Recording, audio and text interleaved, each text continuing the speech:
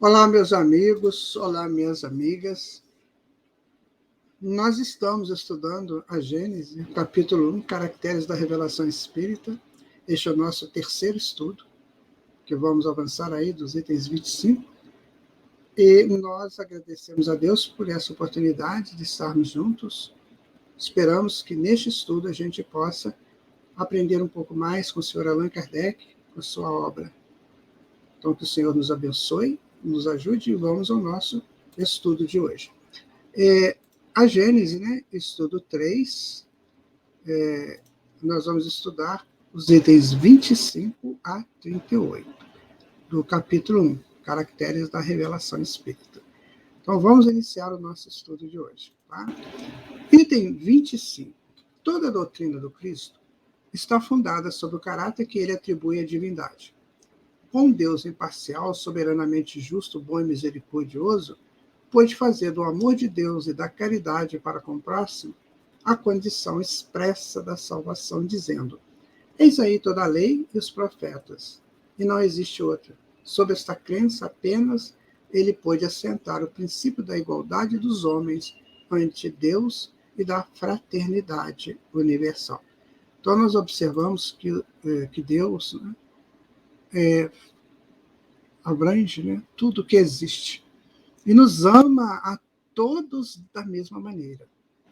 Então, é a doutrina da fraternidade legítima. Essa é a doutrina de Jesus. E a doutrina espírita segue esse padrão e temos que ser assim, se quisermos ser espíritas de fato. Tá? E Allan Kardec vai continuar dizendo, olha, essa revelação dos verdadeiros atributos da divindade, junto à da imortalidade da alma e à da vida futura, modificava profundamente as relações mútuas dos homens, impunha-lhe novas obrigações, fazia-lhe encarar a vida presente sob outro dia, sob um outro olhar. Ele devia, por isso mesmo, reagir sobre os costumes das relações sociais. É incontestavelmente, por suas consequências, o ponto mais capital da revelação do Cristo.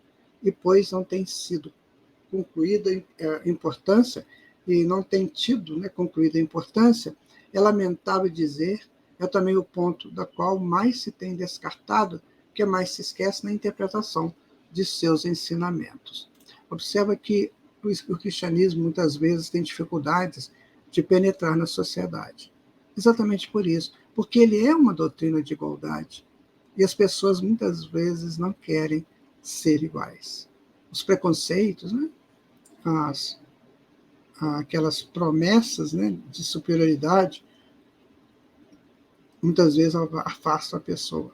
Eu quero saber o que seria do doutor PhD se não tivesse o moço que plantasse o trigo para ele comer o pãozinho dele de cada dia. Ah, mas eu não gosto de pão. Você gosta de leite? O que seria se não tivesse o ordenhador das vacas ou quem conduzisse as vacas para a ordenha? E assim sucessivamente. Então, cada um prestando a sua função. E eu já vi, minha gente, tanta sabedoria em homem do campo de assustar. Numa tarde ele falava, amanhã vai chover. E o céu estava limpinho. Como é que ele sabia daquilo? Então é preciso tomar não tomar como referência títulos acadêmicos, mas sim excelências espirituais, que podem estar também no PhD. Por que não? Mas é preciso ter esse cuidado, e o cristianismo sofre por isso, porque as pessoas não querem essa igualdade que, na verdade, é determinada por Deus. Seus filhos são todos iguais. Nenhum pai que tem mais de um filho quer que um seja melhor que o outro. Não é assim? E, no item 26, entretanto, Cristo acrescenta: muitas das coisas que eu vos digo ainda não podeis compreender, e terei muitas a vos dizer que vós não compreenderíeis. É porque eu vos falo em parábolas. Mas, mais tarde, eu vos enviarei o Consolador, o Espírito Verdade, que restabelecerá todas as coisas e vos aplicá-la. Se Cristo não disse tudo, o que teria podido dizer é que ele acreditou devesse deixar certas verdades na sombra até que os homens estivessem em estado de compreendê-las.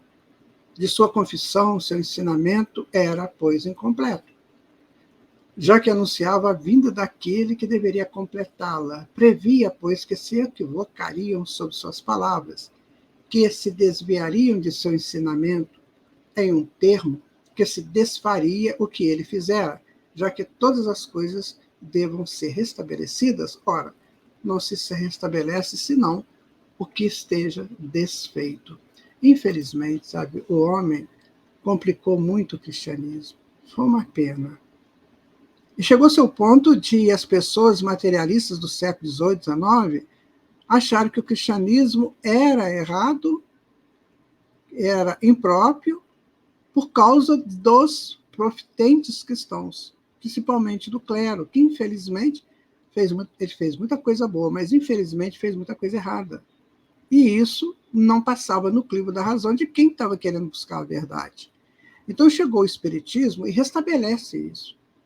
Coloca as coisas nos devidos lugares. Então pessoas sensatas lá do século XIX começaram a ser espíritas, porque eles não queriam perder o elo com Deus. Não queriam. Então eles começaram a buscar o Espiritismo, a se confortar, a se consolar, a estudar, a aprofundar, porque aquilo trazia a verdade cristã, a verdade necessária ao homem, necessária ao nosso mundo. Então o Espiritismo aumenta o potencial do Evangelho no sentido de mostrar o trâmite das almas aqui no mundo espiritual e de trazer à baila, né, todo esse ensinamento básico da doutrina de imortalidade, reencarnação, pluralidade dos mundos habitados, né, de mediunidade, de Deus como inteligência suprema, causa primária de todas as coisas. Então, esse foi o eixo que o Espiritismo utilizou, que os espíritos superiores utilizaram para chegar até o homem deste presente. E gradativamente essas pessoas estão entendendo o Espiritismo por aí. Não por ser a melhor religião do mundo, não, porque cada um precisa de um tipo de religião. Agora, aqueles que vêm para o Espiritismo conseguem entender essas verdades mais profundas, exatamente pelo aprofundamento que o Espiritismo tem, e que nos concita a seguir. Ok? Na sequência dessas informações de Allan Kardec, agora no item 27, né, ele vai perguntar, né, por que teria um novo Messias Consolador? Este nome significa uma ambiguidade, é toda uma revelação. Né? Ele preveu que os homens teriam necessidade de conhecer mais, e implica a insuficiência do que encontra na crença que eles tinham feito. Jamais, talvez, o Cristo tinha sido mais claro e mais explícito, como nas palavras, as quais poucas pessoas as têm ouvido, porque se evitou pô-las ao claro e de mudar o sentido profético. Então, muitas vezes, meus amigos, minhas amigas, as pessoas ficaram sem a informação correta do cristianismo. E aí começaram a abandonar o cristianismo, como nós estávamos dizendo. Então era preciso algo que restaurasse isso, que trouxesse, né, a fé aliada à razão. E foi o que o Espiritismo fez, no seu sentido de revelador também.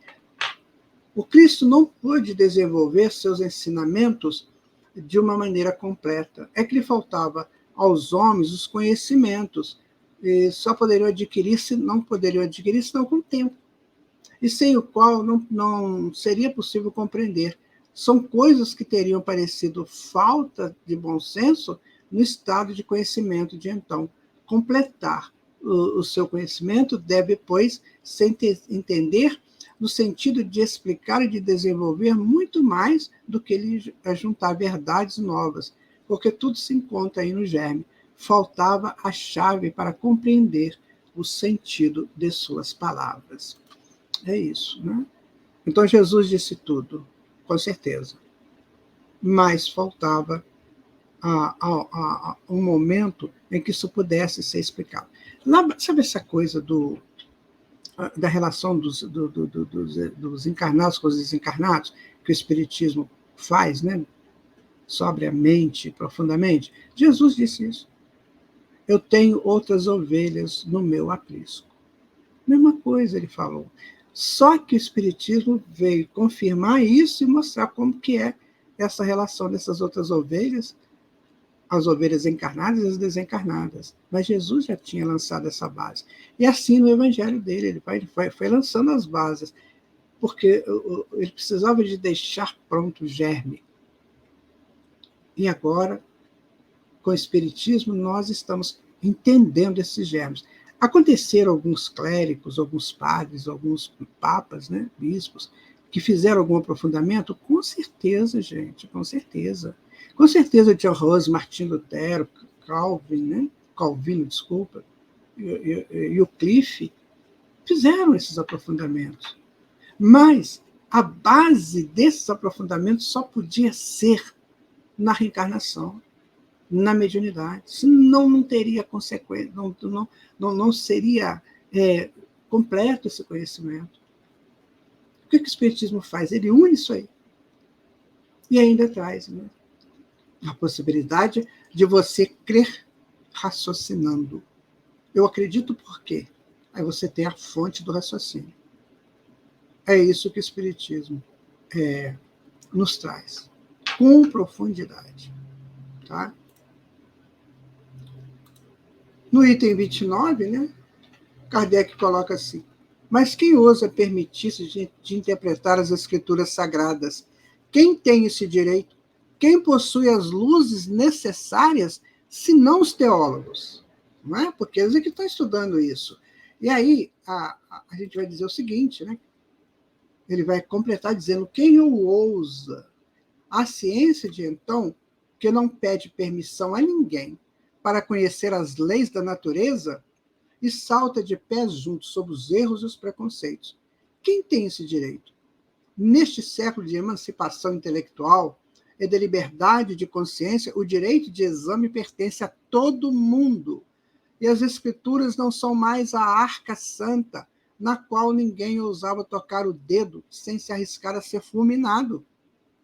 Quanto às luzes especiais necessárias, sem contestar as dos teólogos, e todo esclarecido que fosse os da Idade Média, e em particular os pais da igreja, eles não estavam, entretanto, absolutamente ainda preparados para não condenar como heresia o movimento da terra e da crença nos antípodas, e sem remontar tão alto os de nossos dias. Não lançaram eles o anátema ao período de formação da terra? Sabe o que Allan Kardec faz aqui? Ele fala assim: não é só o teólogo que vai poder estudar a escritura, não. Não é só ele, é você também, sabe? É você também que precisa fazer isso. Por quê? Os pais da igreja, né, que foram aqueles lá do princípio, né, Tertuliano, Gregório, essa turma toda, né, eles lançaram anátemas, ou seja, chamaram de hereges aqueles que tentavam estudar. Então, isso tem que acabar. Ou seja, o estudo é para todos, é livre para todos. Não é só para uma casta que fez uma faculdade, que fez um ensino fundamental, ou alguma coisa assim, que tem o direito de estudar, de comentar e de falar. Não, são todos. Por quê? Sabe por quê, meu amigo? Muitas vezes o acadêmico de hoje o é pela primeira vez. E aquele que não foi na academia, essa encarnação, já está há muito mais tempo como acadêmico, trazendo no seu inconsciente as informações. Então é preciso a gente trabalhar essa questão da reencarnação e essa questão das aquisições evolutivas, para a gente não cometer enganos. De dizer que só aquele que tem um diploma que pode falar. Não, todos têm direito, porque o que não tem um diploma nessa encarnação pode ter tido em outras. Isto é uma abertura de consciência, de mente, de orientação. O que você acha disso? Pensa aí. Tá? E Kardec vai continuar no item 29, dizendo: olha, os homens não puderam explicar as escrituras sem o auxílio do que sabiam, noções falsas ou incompletas que tinham sobre as leis da natureza, mais tarde reveladas pela ciência. Eis porque os teólogos, eles próprios puderam, de muita boa-fé, equivocar-se sobre o sentido de certas palavras e de certos fatos do Evangelho, querendo a todo custo encontrar a confirmação de um pensamento preconcebido eles tornavam sempre ao mesmo círculo, sem deixar seu ponto de vista, de tal sorte que só viam o que queriam ver aí. Por mais sábios que fossem os teólogos, eles não podiam compreender as causas dependentes das leis que não conheciam. Eu quero deixar aqui um exemplo de Tomás de Aquino. Né? Foi um grande teólogo, não resta dúvida. Foi um dos que começaram a querer avançar no estudo sobre Deus. Mais tarde ele diria: o que eu escrevi vocês não levam em consideração. Eu estava só fazendo um rascunho, em outras palavras que eu estou dizendo. Então, é preciso entender que nem sempre, né, aquilo que está na teologia, ela é a coisa certa. Gente, eu sou um rato de livraria. Eu entro em livrarias, né, principalmente, que tem muita teologia lá, muitos livros de teologia, para ver, né, como é que é o ensino que muitas vezes eles colocam lá. Eu penso assim, nossa, o espiritismo está muito à frente disso aqui. Então é preciso entender isso. Por isso que tem um estudo comparado. Vocês pensam que eu estudo só espiritismo? Não, eu também estudo outras doutrinas para que eu possa fazer comparações. Para quando eu chegar aqui neste estudo, conversar com vocês, eu ter fundamentos. Não é? Assim que deve ser o estudioso, o pesquisador. Ele tem que se fundamentar. Não é pelo eu acho ou porque um disse. Então, tem coisas lá que estão no Pais da Igreja, eu tenho um livro sobre os Pais da Igreja, que eram coisas do presente deles lá, que hoje está totalmente obsoleto, né? Obsoleto. Tá? Kardec nos chama atenção para isso. Mas quem será juiz das interpretações diversas e frequentemente contraditórias dadas fora da teologia? O futuro, a lógica e o bom senso, que é o que está acontecendo hoje com o Espiritismo. Os homens mais ou menos esclarecidos à medida que novos fatos e novas leis venham se revelar, saberão fazer a parte dos sistemas utópicos e da realidade. Ora, a ciência faz conhecer certas leis. O Espiritismo faz conhecer outras. Umas e outras são indispensáveis à inteligência dos textos sagrados e todas as religiões, desde Buda e Confúcio até o cristianismo. Quanto à teologia, ela não estará judiciosamente extirpada das contradições da ciência, já que ela nem sempre está de acordo consigo mesma. Por que muita gente foi morta lá na Idade Média pela Inquisição? Você já parou para pensar? As pessoas não acreditavam que elas estavam falando coisas verdadeiras, porque eles tinham os conceitos pessoais. Então, isso foi complicado. Milhares de pessoas, milhões de pessoas que foram assassinadas na Inquisição, porque fugia as concepções delas, fugiu as concepções dos teólogos. Eles assumiram um grave erro, né? E tiveram ou estão consertando isso aí. Então, meu amigo, minha amiga, nada justifica a morte de alguém por um projeto conceitual. Os conceitos são necessários. Tese, antítese, síntese. A dialética hegeliana tem que estar em voga. Eu apresento a minha tese, você a sua antítese, e nós vamos fazer uma síntese disso que passa a ser uma nova tese. Mas aquelas pessoas não queriam isso. Eles queriam que aquilo que eles pregavam era o certo. Senão eu não sou o bom. Né? Se o que eu prego está errado, então eu não sou o bom. Eu tenho que ser o bom. Ninguém pode ser superior a mim. Isso é orgulho puro. Kardec, pelo contrário, é todo humilde. Eu estou propondo para vocês estudarem, para vocês colocarem as suas análises pessoais, porque o que nós estamos trazendo vem da espiritualidade superior. Olha que diferença, né, meu amigo e minha amiga? Aí agora, no item 30, né, o Espiritismo tomando seu ponto de partida nas próprias palavras do Cristo, como Cristo tomou o seu em Moisés, é uma consequência direta da sua doutrina. Então, o Espiritismo, tomando seu ponto de partida nas próprias palavras do Cristo, né, é uma consequência direta da doutrina de Jesus. Né? A ideia vaga da vida futura junta à revelação da existência do mundo invisível que nos envolve e povoa o espaço e, para tanto, precisa da crença. Dá-lhe um corpo, uma consistência, uma realidade no pensamento. É isso. Então, tem o mundo espiritual? Tem, mas como é que é esse mundo espiritual? Não é isso? Define os laços, une a alma e o corpo e eleva o véu que tapava dos homens os mistérios do nascimento e da morte. Foi a doutrina que explicou. É a doutrina que está explicando isso, meu amigo, minha amiga. É a doutrina que está colocando isso para nós. Como é que essa relação do encarnado com o desencarnado. Né? Pelo Espiritismo, o homem sabe de onde vem, para onde vai, porque está sobre a terra, porque sofre temporariamente, e ele vê em tudo a justiça de Deus. Você concorda com essas frases que Kardec coloca aqui para nós? Né? Então, o Espiritismo nos coloca, né, numa situação de observadores e entendedores e nos alimenta e nos sustenta nas orientações. Isso é o Espiritismo, que eu espero que você esteja buscando. Tá? E aí, ainda vai dizer o seguinte, olha, sabe-se que a alma progride sem cessar, através de uma série de existências sucessivas, até que atinja o degrau da perfeição que pode aproximá-la de Deus. Então tá aí, gente. A ideia vaga da vida futura passa a ter o entendimento.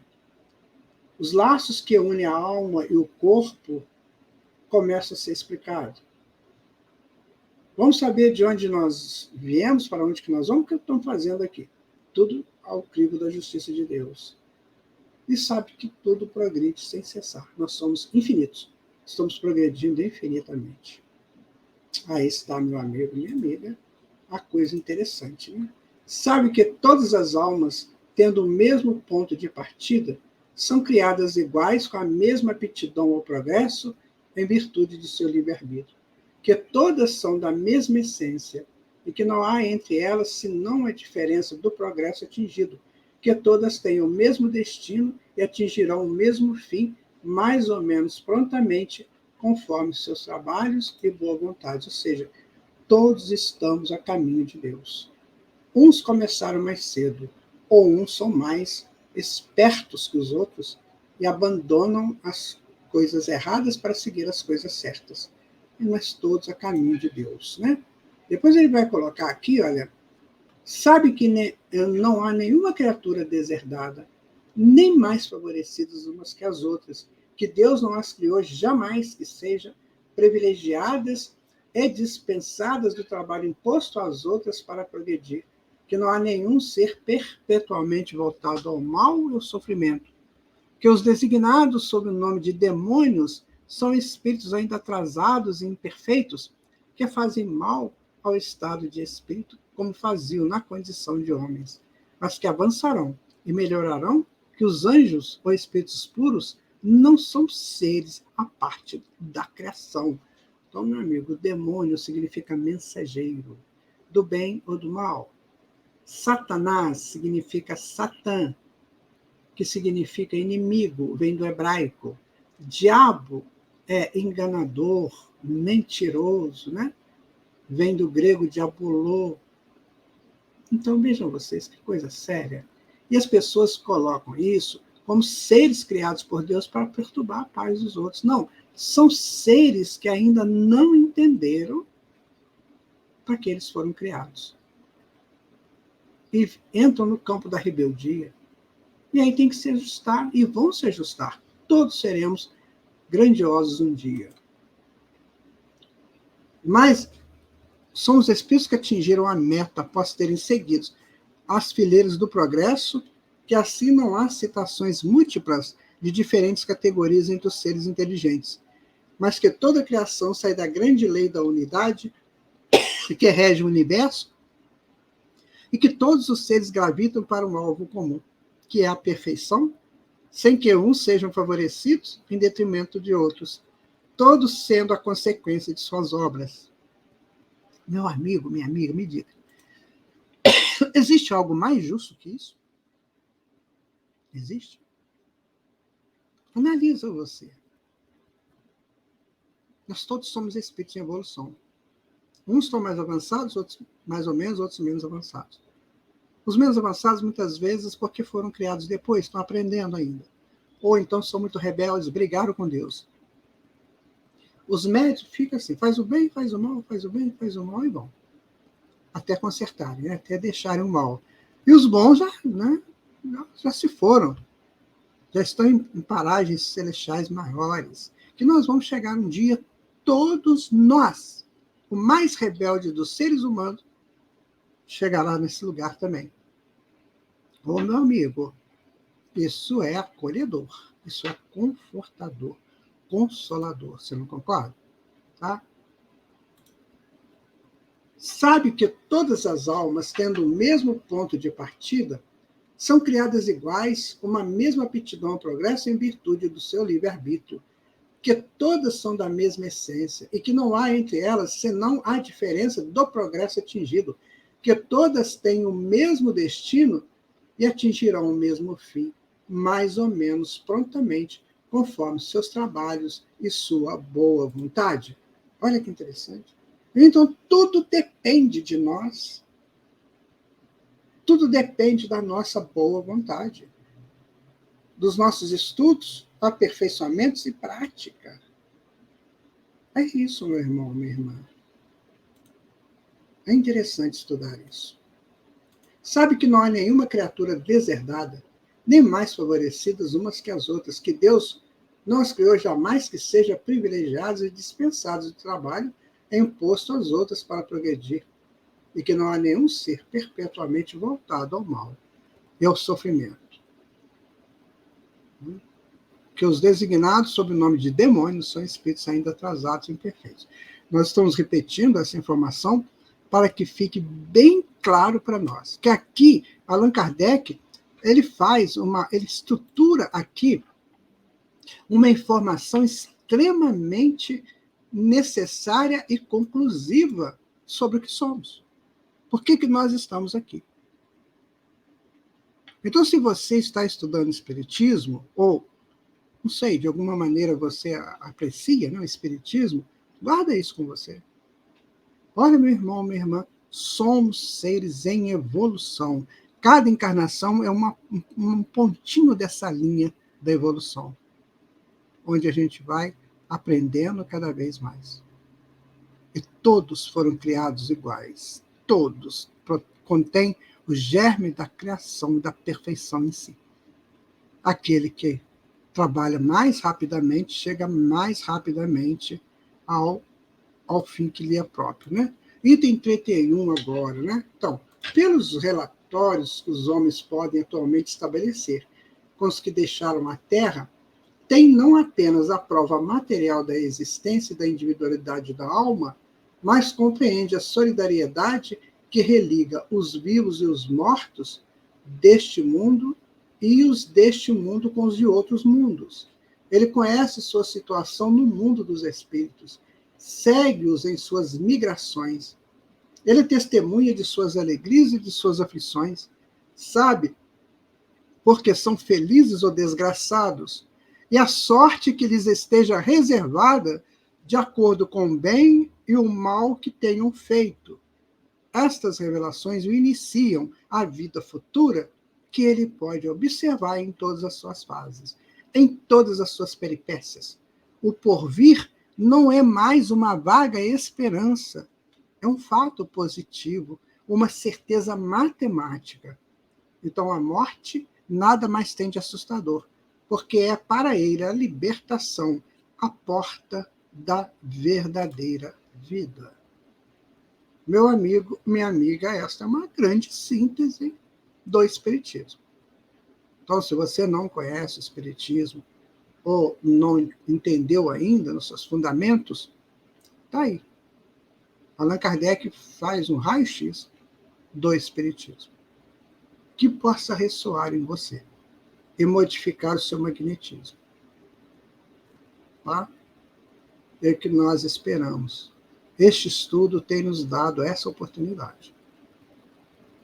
Quanta coisa Allan Kardec disse no Caracteres da Revelação Espírita, que é o capítulo 1 da Gênesis. Imagina o que virá depois. Tá? Agora, no item 32, né? Pelo estudo da situação dos espíritos, o homem sabe que a felicidade e a desgraça na vida espiritual são inerentes ao grau de perfeição e de imperfeição, que cada um suporta as consequências diretas e naturais de suas faltas. Dito de outro modo, que ele é punido por onde ele tenha pecado, mas suas consequências ficam também durante o período correspondente à causa que as tenha produzido. Então não tem penas eternas, minha gente. Não tem. Sabe, esse negócio de penas eternas, isso não existe. No momento em que a gente resolve aquele erro cometido, que aquilo cria um complexo energético na mente, quando a gente faz uma ação negativa, então no momento que você eliminou aquilo, não tem mais o que fazer, eliminar nada, você vai continuar a sua vida. Acabou o inferno, acabou penas eternas. Não é? Que a gente vem ouvindo isso aí ao longo dos séculos, até dos milênios. Não tem mais isso. Tem correções necessárias para seguir caminho. Fiz errado, conserto, vou em frente. Certo? Né?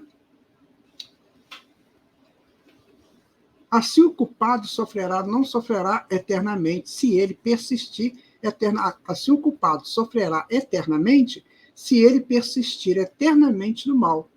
Mas que o sofrimento cessa com arrependimento e reparação. Ora, como depende de cada um aperfeiçoar-se, cada qual pode, em virtude de seu livre-arbítrio, prolongar ou abreviar seus sofrimentos, como o doente sofre de seus excessos também, duradouros, ao qual não ponha termo. Então, tudo depende de nós, tudo depende de como nós atuamos perante as consequências que vêm para nós dos nossos atos. Eu sou um rebelde na dor? Vou continuar na dor. Eu sou um sensato na dor? Ela vai embora rapidinho. Eu reclamo, queixo? Vai ficar a dor. Eu oro, confio em Deus? Vai embora a dor. Gente, é tudo consequência. Tudo consequência. É isso que nós precisamos de entender, sabe? E Kardec coloca isso de uma maneira extremamente clara. No item 33, ó, se a razão repulsa como incompatível com a bondade de Deus a ideia das penas irremessíveis, perpétuas e absolutas, frequentemente infringidas por um só falta, os suplícios do inferno que não podem atenuar o arrependimento, o mais ardente, o mais sincero, ela se inclina diante dessa justiça distributiva e imparcial, que tem em conta de tudo, nunca fecha a porta de retorno e estende sem cessar a mão ao náufrago, sem lugar de lhe empurrar para o abismo. Olha, o abismo não chegará para mim, nem para você, se você não quiser. Agora, se você insiste, o que fazer, né? Guarde isso com você. Não tem pena eterna. Tem correções. Por um tempo absolutamente necessário. Terminado esse tempo, acabou. Não tem mais dores. Você seguirá tranquilamente na sua vida e no seu projeto, né, de evolução. Item 34. A pluralidade das existências, da qual Cristo colocou o princípio no Evangelho, mas sem mais o definir como há muitos outros, é uma das leis das mais importantes reveladas pelo Espiritismo, no sentido de que demonstras a realidade e a necessidade para o progresso. Por essa lei, o homem explica-se todas as anomalias aparentes que mostra a vida humana, suas diferenças de posição social, as mortes prematuras, que sem a reencarnação tornariam inúteis para a alma as vidas abreviadas, a desigualdade das aptidões intelectuais e morais, pela antiguidade do espírito, que mais ou menos venceu, mais ou menos aprendeu e progrediu, é que traz renascendo as aquisições de suas existências anteriores. Não sei se os nossos irmãos e irmãs aqui se lembram de que quando nós estamos estudando sobre gênios, né? Aqui isso que parece no estudo 2, quem é o gênio? Aquele que aprimorou, aquele que trabalhou mais tempo, né? Que já está mais tempo na evolução. Esse é o gênio. Percebe? Então, meu amigo, minha amiga, é bom que você entenda, que você estude, que você tenha sempre em consideração a proposta espírita. Porque você é filho ou filha de Deus. Não tem ninguém melhor que você. Tem pessoas mais avançadas no entendimento e nas experiências, mas melhor que você perante Deus, não. Então, se você ainda está nos erros, nos vícios, nas queixas, reclamações, palavrões, essas coisas que denigrem a alma, cuide-se, para com isso. Se você ainda usa bebida alcoólica, esqueça disso, lá no mundo espiritual não tem. Você vai sofrer terrivelmente quando for para lá. Se você ainda usa de cigarro, fumo, drogas alucinógenas, sexo sem o menor compromisso, apenas para apropriar de energias alheias, muitas vezes deletérias, cheias de problemas, cheias de vadiagens, cheias de sínteses da depressão, da ansiedade, das angústias, cuidado com isso. Isso não vai te levar a lugar nenhum. Seja você, meu irmão, minha irmã, soberana na tua evolução. Soberana, é isso. Né? No item 35, com a doutrina da criação da alma a cada nascimento, recai-se no sistema das criações privilegiadas. Os homens são estranhos uns aos outros e nada os religa. Os laços de família são puramente carnais, não são absolutamente solidários de um passado onde eles não existiam. Mas esta do depois da morte, toda referência cessa com a vida, não são absolutamente solidários no futuro. Pela reencarnação, eles são solidários do passado e no futuro. Suas relações se perpetuam no mundo espiritual e no mundo corporal. A fraternidade tem por base as próprias leis da natureza. O bem tem o objetivo, o mal, suas consequências inevitáveis. Então, a teoria do nascimento da alma na hora que a criança sai da mãe não justifica as desigualdades. Uns gênios, outros completamente idiotas. Não justifica um atleta com um que não pode nem andar. Não justifica. Você me desculpe, meu amigo, minha amiga, se ainda pensa isso. E com a morte acabou tudo, mas o que adiantou, então, a minha busca de fazer o bem? Não adiantou nada. Porque o que não fez o bem também vai morrer e só vai ficar tudo igual. Então, nada me ajuda, nada me estimula a fazer o bem. Nós vamos estudar isso mais à frente, com mais profundidade aqui no livro, tá? Então, vamos dar sequência aqui no item 36, né? Então, com a reencarnação, caem os preconceitos de raça e de casta, já que o mesmo espírito pode renascer rico ou pobre, grande senhor ou proletário, mestre ou subordinado, livre ou escravo, homem ou mulher.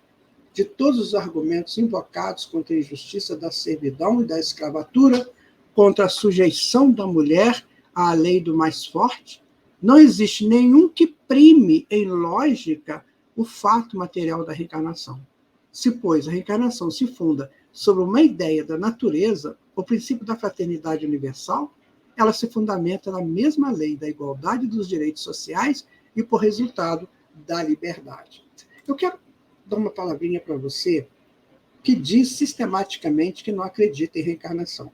Meu amigo, minha amiga, aqui Kardec dá uma pequena amostra do que seja a reencarnação.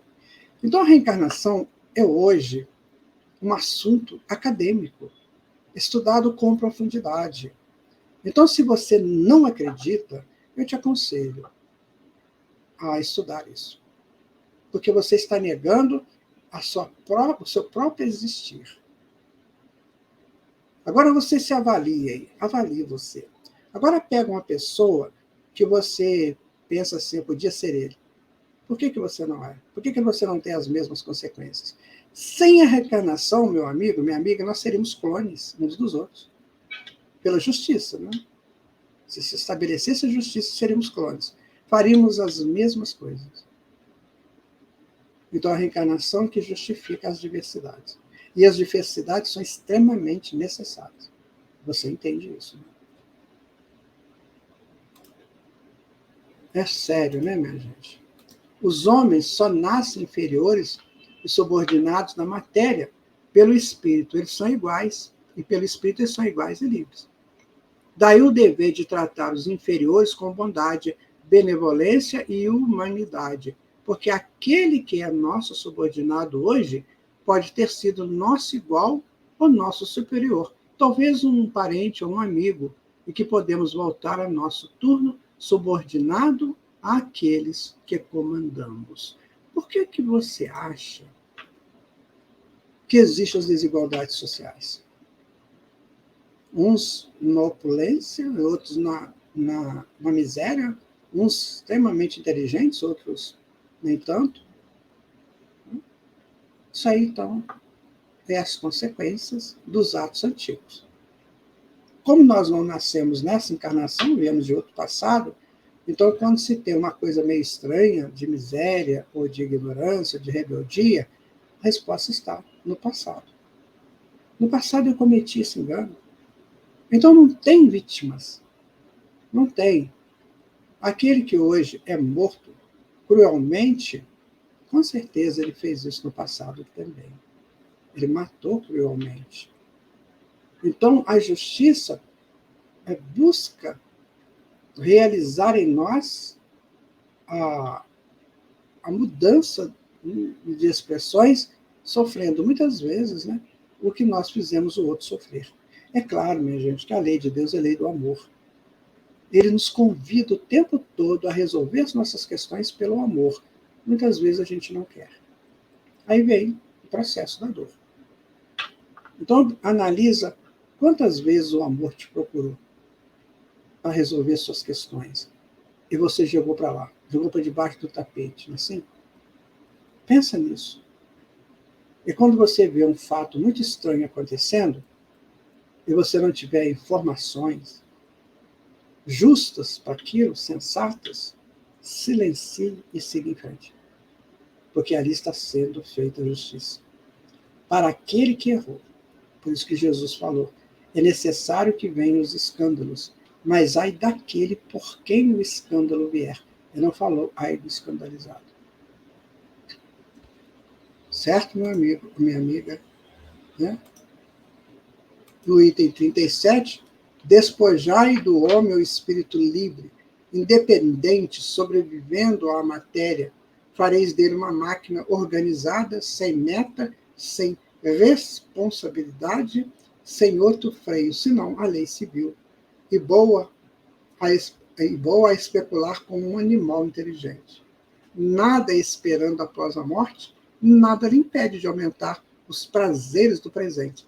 Se ele sofre, não tem perspectiva senão o desespero e o nada por refúgio.